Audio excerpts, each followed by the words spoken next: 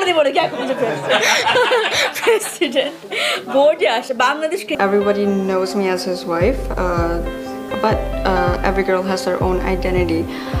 গত 2 সপ্তাহ আগে সাকিব আল হাসানের মোবাইলে নাফিসা কামালের অন্তরঙ্গ ছবি এবং ভিডিও খুঁজে পেয়েছিল শিশির।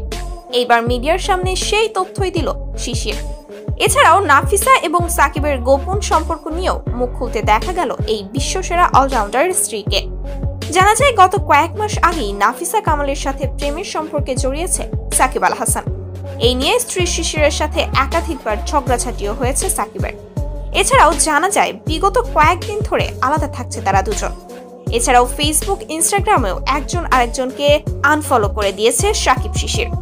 যদিও সাকিবের বদনাম ঘোচাতে গতকাল ফেসবুকে একটি পোস্ট করে শিশির, যেখানে শিশির জানায় যে ছবিগুলো ভাইরাল হয়েছে সেগুলো ছিল একটা মিটিং এর ছবি, আর এসব তিনি জানতেন। সাকিব এখনো সেই আগের মতোই আছেন বলেও জানিয়েছেন তিনি।